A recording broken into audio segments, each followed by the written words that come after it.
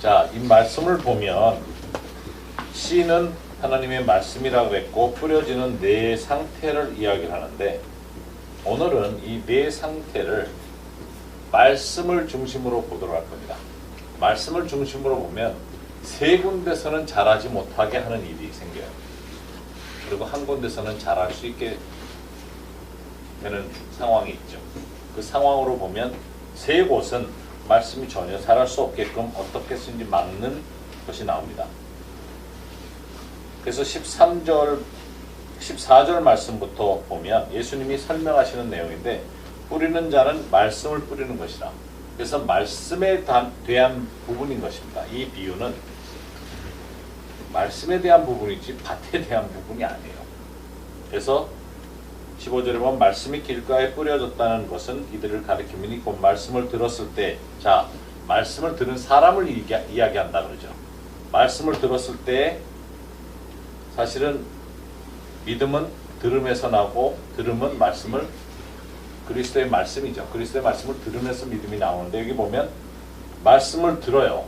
들었는데 믿음이 생기기 전에 사탄이 즉시 와서 이 즉시 오는 거를 지난주에 말씀을 드렸었는데 즉시 와서 그들에게 뿌려진 말씀을 빼앗는 것이요.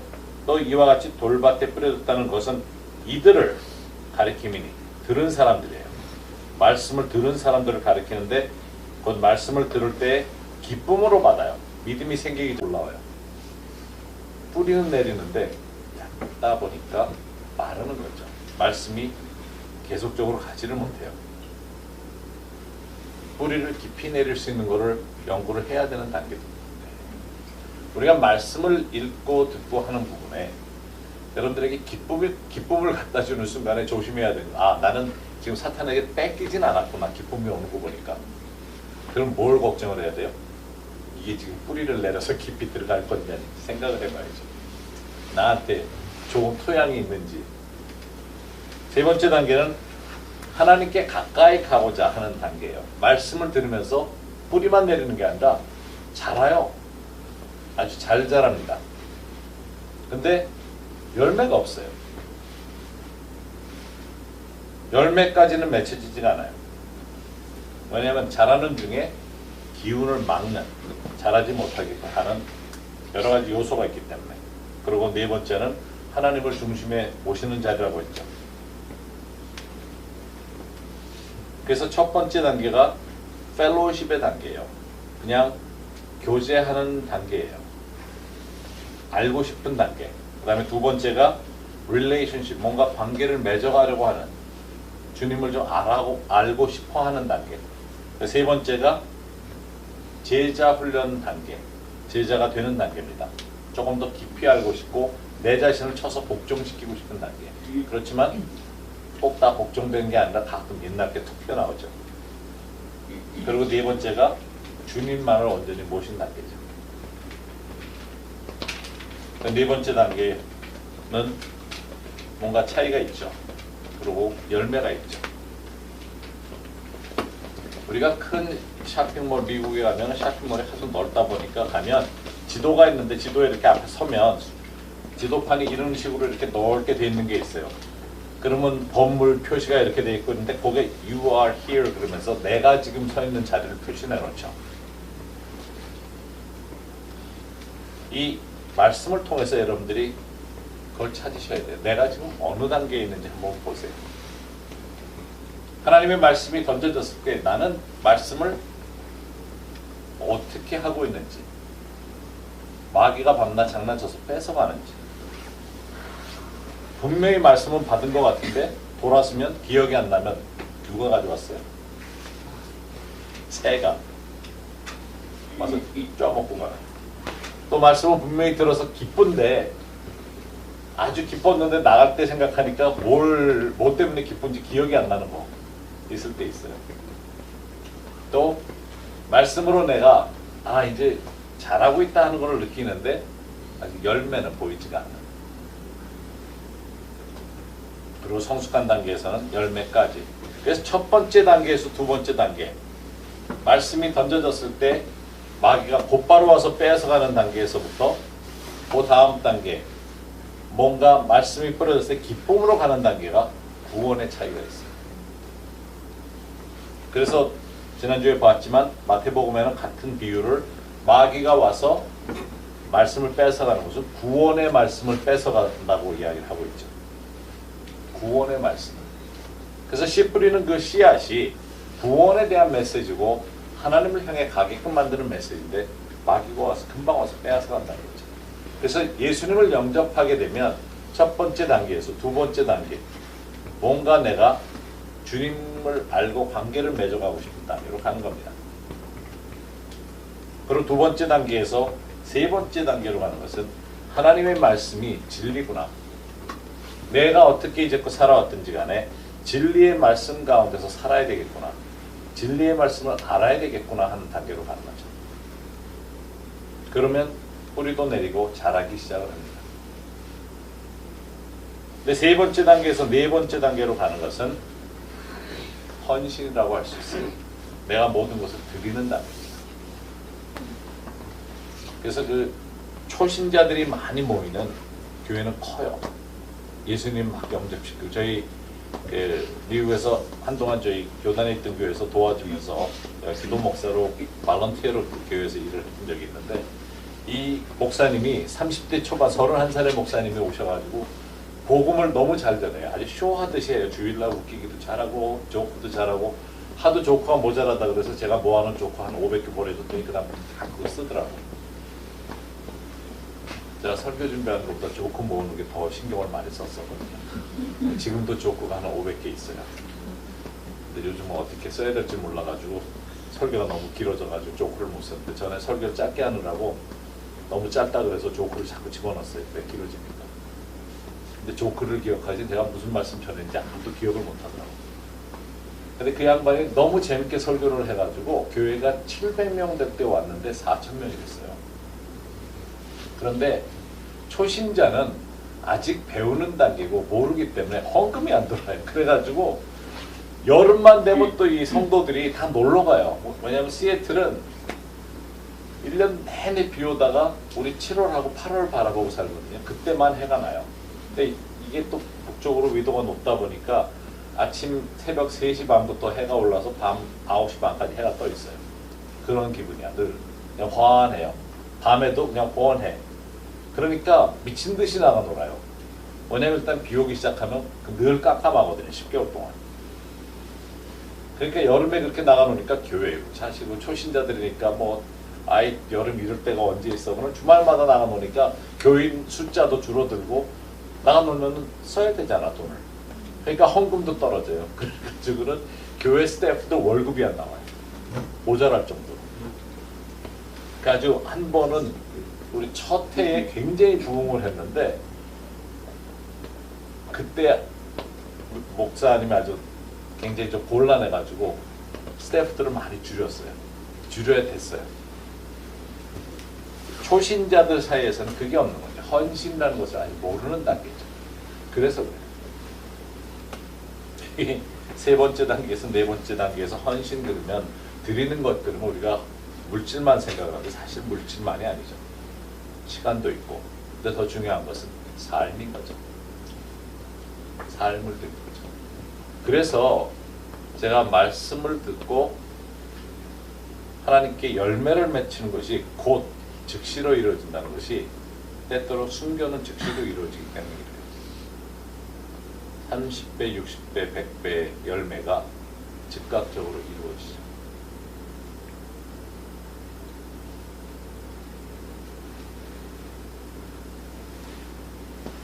그래서 오늘 두 번째 말씀, 세 번째 말씀 같이 생각을 해보면서 첫 번째 말씀에서부터 생각을 하면 첫 세 번째 말씀은 말씀을 들었지만 잃어버리는 내용을 가지고 있어요. 그래서 오늘 내용을 함께 생각하면서 사탄의 계략, 말씀을 향한 사탄의 계략이 뭔지, 그리고 그렇다면 하나님 안에서는 말씀을 어떻게 보존해야 되는지 두 가지만 보도록 할 겁니다.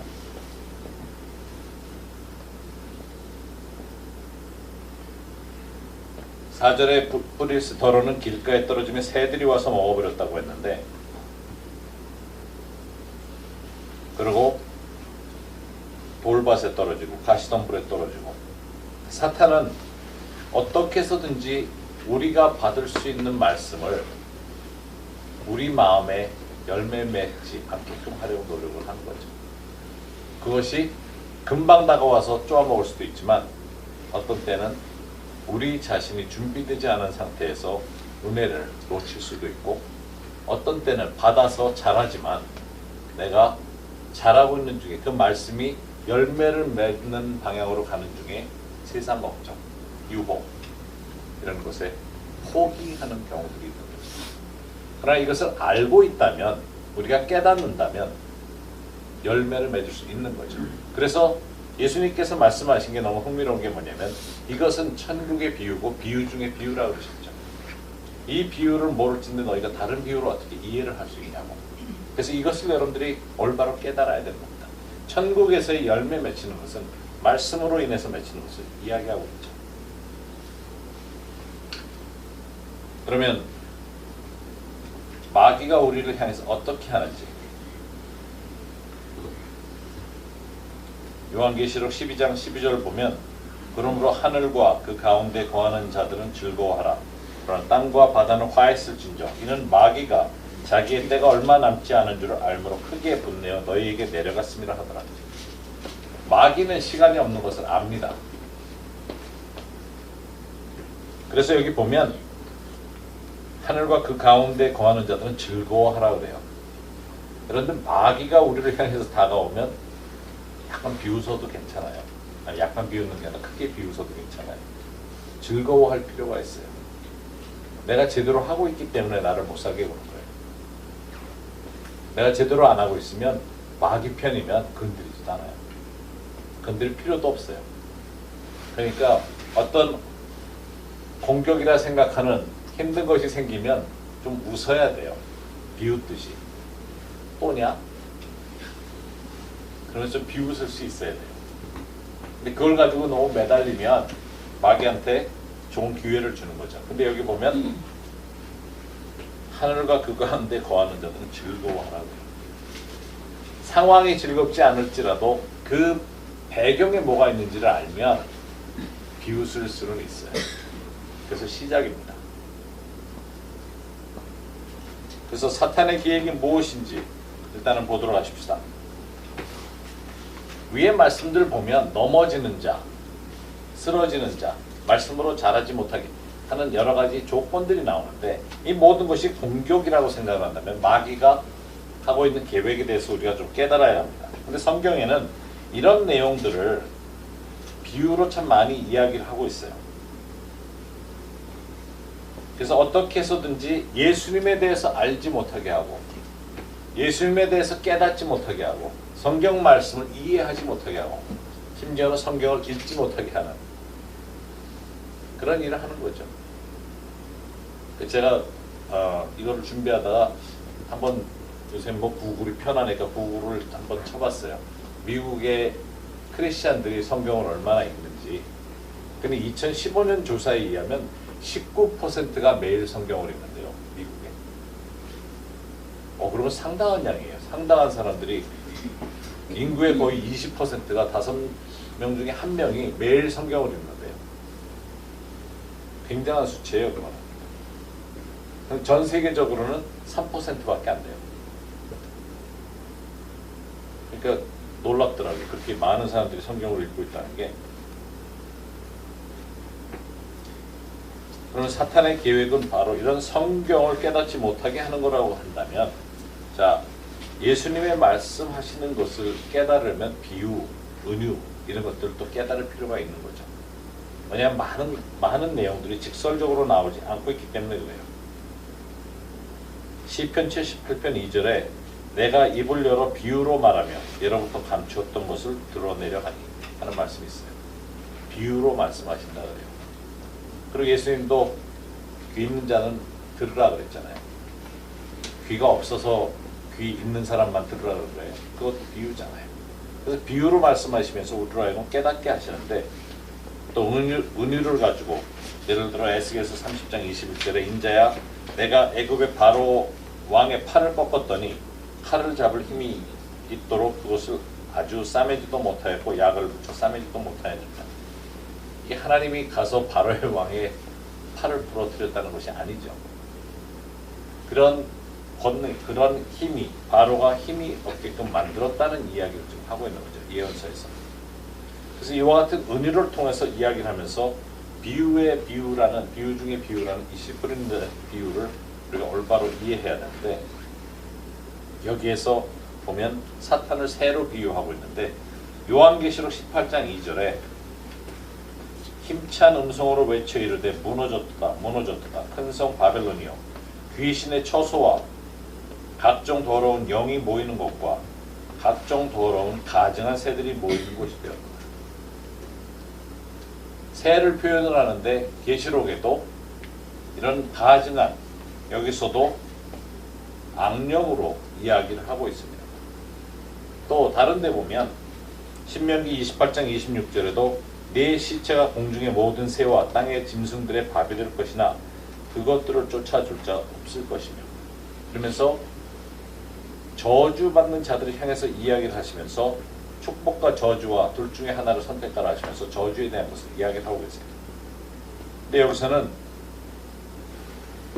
우리가 잘 생각해야 되는 것이 저주라는 것이 하나님의 임재가 없는 곳이라는 것을 기억을 해야 됩니다. 하나님의 임재가 있는 곳에는 마귀가 가까이 올 수가 없어요. 여러분들 아담과 하와가 죄를 범한 후에 저들을 쫓아냈다고 성경에 나와 있는데 그런 의미보다는 하나님의 임재가 더 이상 그 자리에 없는 것을 이야기해요. 그것이 힘든 곳이고 그것이 저주의 땅이 되는 거죠. 여기도 보면 새와 땅의 짐승의 밥이 된다고요. 근데 성경에 보면 특히 구약에 새와 짐승이 함께 나오는 곳이 44곳이나 됩니다. 근데 전부 하나같이 같은 의미로 쓰이고 있습니다. 시편 100편 3절에 보면 여호와가 우리 하나님이신 줄 너희는 알지어다. 그는 우리를 지으시니요 우리는 그의 것이니 그의 백성이요 그의 기르시는 양이로다. 여기서는 목자와 양으로서 우리를 표현하시면서 우리를 양으로 이야기를 하고 계시죠. 요한복음 10장 10절에도 예수께서 목자로 나오고 있어요.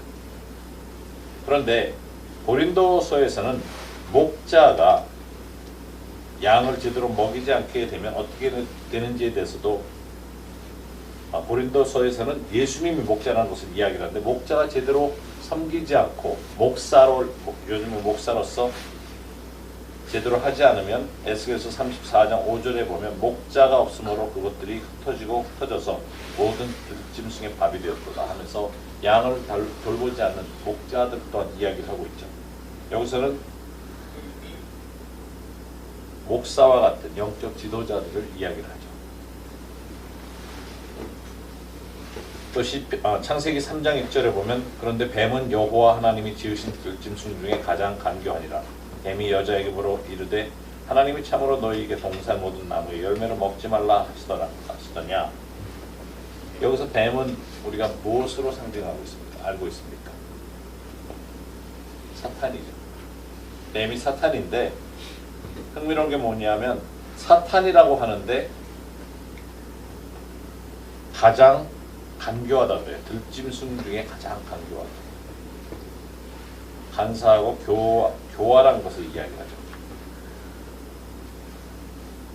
그래서 성경에 보면 사단에 대한 것이 여러 가지로 나오는데 동시에 깨달아야 될 것은 사단은 우리를 공격하는 의미에서 우리를 해한다는 의미에서가 아니라 우리로 하여금 열매를 맺지 못하게끔 만드는 데를 끌고 간다는 것을 이해해야 합니다.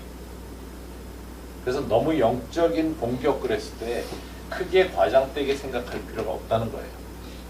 너무 거기 매달리면 제대로 하나님이 하시는 것을 보질 못해요. 마귀가 하는 것은 우리로 하여금 결국은 열매 맺지 못하는 자리에서 포기하게끔 만드는 것을 하는 겁니다.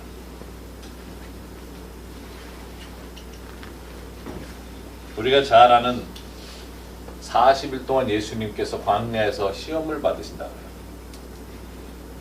성령의 이끌림을 받아서 나가십니다. 근데 성령의 이끌림 받기 전에 예수님이 뭘 하세요?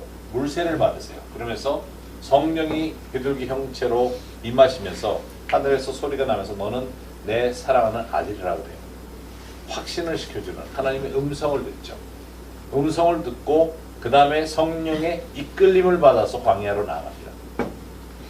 이끌려서 광야로 왔을 때는 40일 동안 하나님과 아버지와 아들이 성령과 삼위일체가 만나는 자리에서 시간을 갖습니다. 그리고 예수님이 육신으로 온 것을 그대로 보여주는 장면이 40일 금식이 끝난 후에 줄였을 때라고 나와요.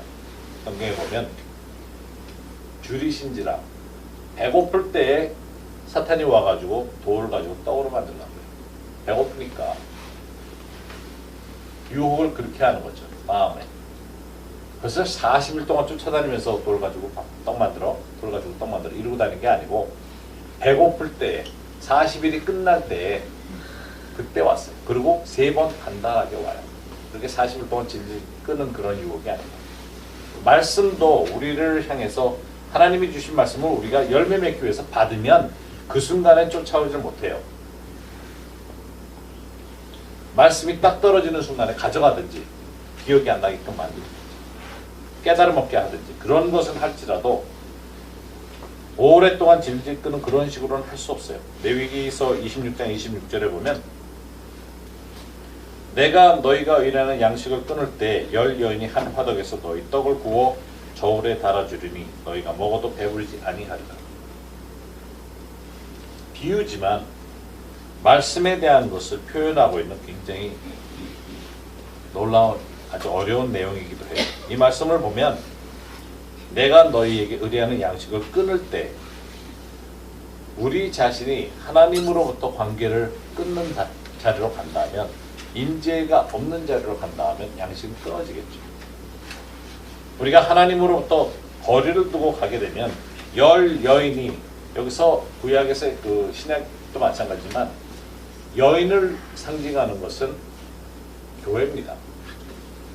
교회를 상징을 해요. 하나님의 임재가 끊어진 하나님의 말씀을 선포하지 않는 10 교회가 한 화덕에서 떡을 구워서 그것도 혼자 먹기도 그런 건데 10개로 나눠서 가져간다는 이야기. 10교회가 말씀 하나를 조금씩 쪼개가니 그 말씀이 그게 배가 부르겠어요? 너희가 먹어도 배부르지 아니하리라. 레위기 26장 26절에 예언으로 선포를 하고 있는 말씀입니다. 이와 같은 일이 이루어질 것에 대해서 성경 말씀이 선포되지 않는 것 뿐만 아니라 하나님의 임재가 없기 때문에 이해가 안 되는 거예요. 말씀이. 그러다 보니까 한 화덕에서 구원해요. 그냥 복사본을 가져가는 거예요. 은혜가 중요한 게 아니라 어떤 내용이든지 나눠야 돼요. 왜냐하면 임재가 없기 때문에 하나님이 안 계시기 때문에. 이전에 어땠었느냐, 우리 공부한 것이 어땠느냐, 그걸 가지고 만들 수는 있을지 모르지만 여기서 상징적인 내용이지만 우리에게 주셔야 되는 그 양식, 일용할 양식이 영적 양식이 공급되지 않는 것을 이야기를 합니다.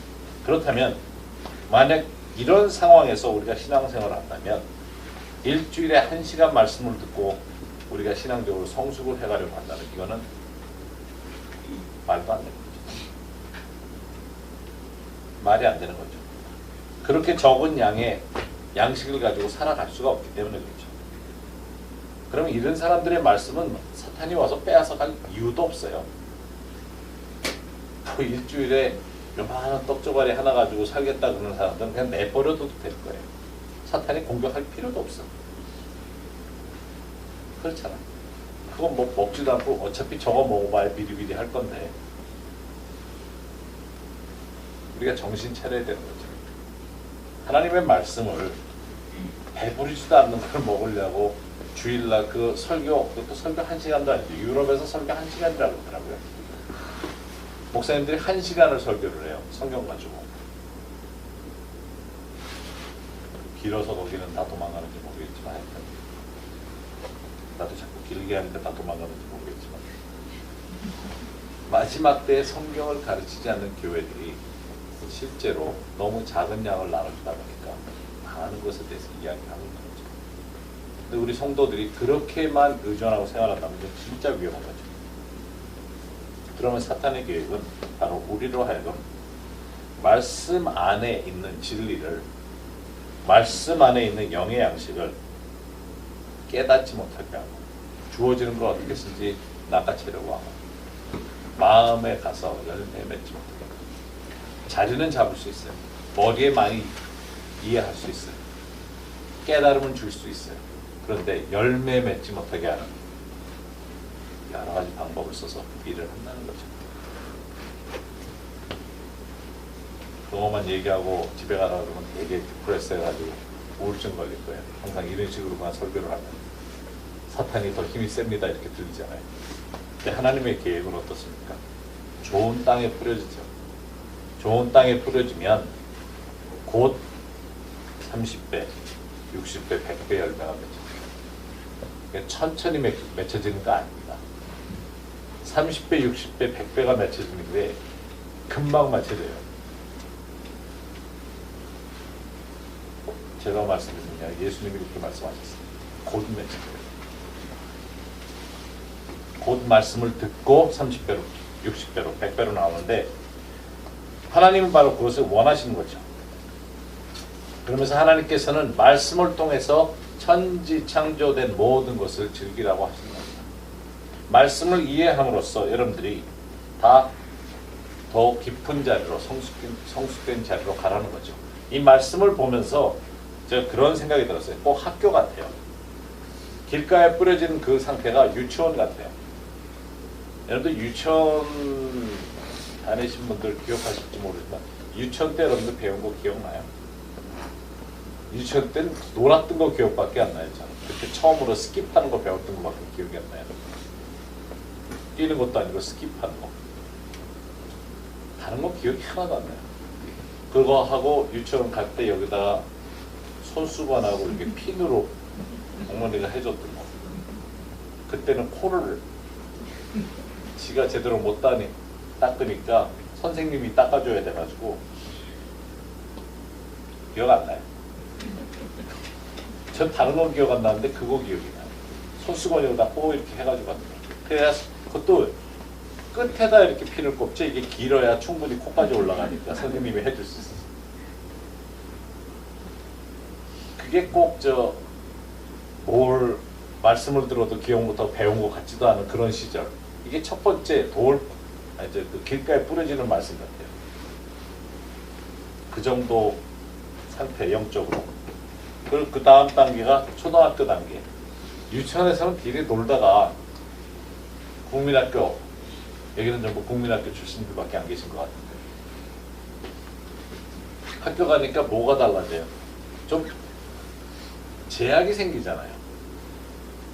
제약이 생기기 시작을 했어요. 유치원 때는 길에 놀았는데 학교 가니까 슬슬 뭐 이렇게 테두리가 있고 시간 맞춰야 되고 늦으면 안 되고 그렇게 서서히 뭐가 이렇게 억압해오는 것 같은 게 느껴지는 때 그러면서 뭔가 배우긴 하죠. 틀이라는 것을 찾아가죠. 그러면서 내 자신을 찾아가죠. 틀이 있으니까 안정을 찾게 되고 그게 꼭 기분에 두 번째 단계 돌짝밭에 던져진 씨앗 같은 자라긴 자라요. 뿌리도 내리고 우리 그때 다 산수도 했고 후보도 했고 바둑아 했잖아요. 이리 오라고. 근데 바둑이는 누구네 개인지 모르겠어. 아직도 난 그게 뉘집 개인지 아직 바둑이를 못 만나봐가지고 참나 바둑아 이리 오느라 그랬는데 누구네 개가 바둑인지. 그리고 중고등학교 들어가면 숙제가 좀 달라지죠. 양도 달라지고 내가 준비해야 될 것도 많아지고 뭔가 목표가 있잖아요. 넘어서야 되는. 여기도 보면 씨앗이 뿌려져서 열매를 맺어야 되는 목표가 생겨요. 잘하긴 잘하는데. 그리고 배워야 되는 과목도 많지만 내가 교재를 가지고 공부를 한다는 분량이 달라지죠. 그리고 네 번째 단계는 대학인데 교수들이 가장 많이 처음에 들어가서 이야기하는 게 공부하든 말든 나는 상관없다는 말. 왜 그 말은 반나 하는지 저 꽤 많이 들었던 것 같아요. 니들이 알아서 해야 된다는 얘기 굉장히 많이 하죠. 준비를 안 하가면 일일이 챙겨주지 않는 교수님 덕에 완전히 볼탄 먹죠. 정신없어요. 그 자기가 알아서 해야 되고 또 앞가름을 하는 걸 배우니까 성숙해가는 한 단계를 넘어서는 자리거든요. 그것이 열매 맺기 시작하는 자리인 것 같아요. 성숙이라는 것을 향해서. 씨 뿌리는 자의 비유를 통해서 우리가 깨달아야 될 것은 사탄은 어떻게 해서든지 말씀을 빼앗아간다는 겁니다. 그걸 알아야 빼앗기지 않게끔 발버둥 칠 수 있어요. 그러면 말씀을 뺏기지 않으려면 어떻게 해야 됩니까? 시편 119편 11절에 내가 주께 범죄하지 아니하려 하여 말씀을 내 마음에 두었나이다. 근데 여기 두었다는 그 단어는 숨겼다는 단어입니다. 숨겼다고. 요 파워포인트 다음 거로 옮겨주실래요? 지금부터 이야기하는 내용에 대한 성경 구절을 제가 적어놨거든요. 여러분들 쭉 읽어 나갈 거기 때문에. 시편 119편 11절에는 말씀을 내 마음에 숨겨놓았다는 이야기를 해요. 그래서 말씀을 숨기면 빼앗기지 않아요. 사단이 가져가려고 해도 빼앗기지 않는 것은 숨기는 자리고, 또 시편 1편 2절에 보면 구체적으로 숨기는 방법이 나오는데 말씀을 묵상하고 외우는 겁니다. 저희가 지금 2월 1일부터 말씀 9군데 있는 거를 시작을 했잖아요. 많이 계속 반복적으로 그렇게 읽다 보면 9군데를 읽다 보면 나도 모르게 말씀을 묵상하게 돼요. 그리고 말씀의 흐름을 깨닫기 시작을 하면 몇 차례 하다 보면 말씀이 어디 대충 있는지를 알아요. 성경 전체를 이렇게 꿰뚫을 수가 있어요. 그래서 그렇게 하다 보면 말씀을 빼앗길 이유가 없어요. 그래서 또 여호수아 1장 8절에도 이 율법책을 내 입에서 떠나지 말게 하며 주야로 그것을 묵상하여 그 안에 기록된 대로 다시게 행하라. 그리하면 내 길이 평탄하게 될 것이며 내가 형통하리라. 내 입에 떠나지 말고 주야로 그것을 묵상하라고 했죠. 묵상을 하면 말씀을 외우게 해줍니다. 뭐 글자 그대로 다 외운다는 그런 의미보다는 묵상을 하다 보면 말씀이 내 입에 붙게 돼요. 여러분들 많은 선교사들의 간증 중에 또 잡혔던 사람들 중에 많은 사람들이 성경 구절을 성경책을 가져갈 수가 없었으니까 성경 구절을 외웠다는 이야기들을 많이 했죠. 평소에 알고 있던 성경 구절을 통해서 위로가 됐다. 성경을 가지고 있을 수가 없습니다. 그래서 우리가 이 말씀을 통해서 우리가 새 생명을 얻고 말씀을 통해서 우리가 변화되고 결국은 말씀을 통해서 우리가 성숙해 가는 겁니다. 그런 과정에 여러 가지 순종을 통해서 우리가 사역을 감당하는데, 예를 들어 예언적인 사역을 하는 뭔가를 하더라도 말씀 속에서 이루어지는 것을 찾게 돼요. 그래야 성숙해 가거든요. 그래서 얼마나 제가 성숙해졌습니까 하고 물어보는 사람들이 가끔 있어요. 몇 년 만에 나타나가지고 기도해달라고 그래서 자기가 얼마나 성숙해졌는지 물어봐요.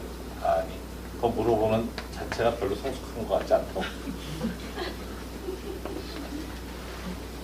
근데 그것보다도 한 가지 더 질문해요. 그동안 성경 얼마나 읽으셨냐고.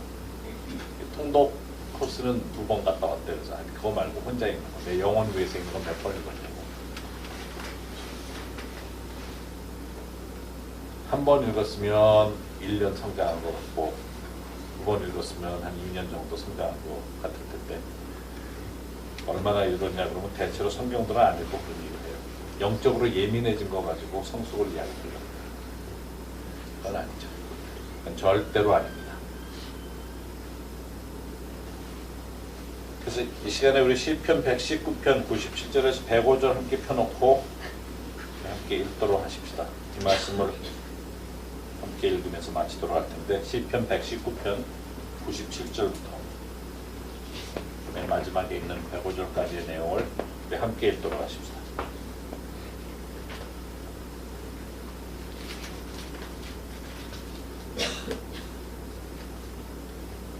펴놓으시고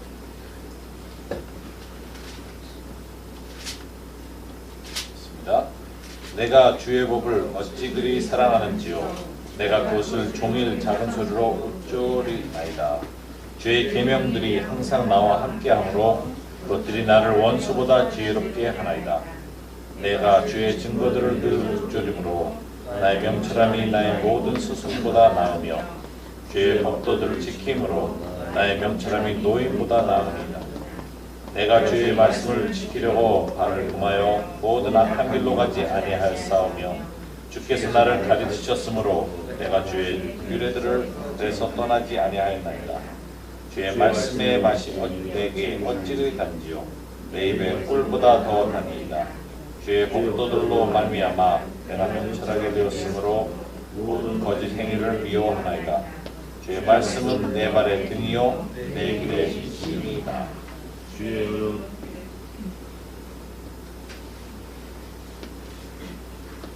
자, 이 말씀을 통해서 우리가 변화되어 가는 과정을 찾아볼 수 있어요.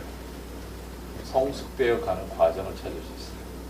말씀을 통해서 내가 어떻게 달라지고 있는지를 발견을 할 수 있습니다. 끝에 가면 말씀이 달아지기도 하고 명철도 얻지만 내 발의 등이고 내 길의 빛이라고 고백할 수 있는 자리까지 가야 되는 거죠. 처음 읽을 때는 꼭 그렇진 않아요. 제가 성경 읽으면서 이게 어떻게 꿀이 되는지 내가 이해가 안 되더라고요. 성경 한나 읽다 보면은 멈추는 데 있죠. 이름들 잔뜩 나오는데 읽기 제일 귀찮은데 웬 놈의 이름들 발음하기도 힘든 이름을 이렇게 많이 써놨는지 이해도 안 되는데 그게 왜 다냐고요. 이게 어떻게 내 발의 등이고 읽다 보면은 길고 긴 제가 말씀드렸죠. 예레미야가 제일 길다고 단어가 많이 들어가 있어요. 그래서 한 장이 예레미야가 제일 길어요. 끊임없이 나가. 뭐가 이렇게 내용이 많은지. 근데 한나 우는 소리니까 그거 읽다 보면은 이게 무슨 내 발에 등이 되는지 이게 무슨 뿔 같은지 전혀 이해가 안 되는데 어느 순간에 여러분들에게 그게 다가오는 겁니다. 그래서 말씀으로 내가 어느 정도 어디까지 성숙해 가고 있는지를 깨달아 알 수 있게끔 찾을 수가 있어요. 말씀을 사랑하기 때문에 종일 작은 소리로 읊조린다 그래요. 계명이 함께 나랑 함께 하고 있기 때문에 원수보다 지혜롭고 증거를 읊조리기 때문에 명철함이 내 스승보다 낫다 그래요. 아주 귀한 내용을 담고 있어요. 아주 잘 표현하고 있어요. 그만큼 하나님의 말씀이 우리를 명철하게 우리로 하여금 악한 길로 가지 않게 다시 얘기해서 유혹에 빠지지 않게 또 주님께서 가르치시기 때문에 그것이 결국 내 삶에 아주 달콤한 것으로 돌아오는 것을 경험한다는 거죠. 목사가 도움을 줄 수 있는 건 한계가 있습니다. 여러분들이 깨달음으로 가셔야 합니다. 그래서 이것을 여러분들 삶에 이제는 빼앗기는 방법을 안다면 유지하는 방법을 가지고 사셔야 됩니다. 그래서 You are here. 내가 지금 어디 있는지 어느 쇼핑몰의 자리에 지금 와 있는지 내가 가야 되는 방향이 여기서부터 어딘지 알려면 내 영적인 단계가 지금 어디에 와 있는지 여기서부터 시작하면 잘 찾아 나갈 수 있습니다. 말씀이기 때문에 기도하십시다.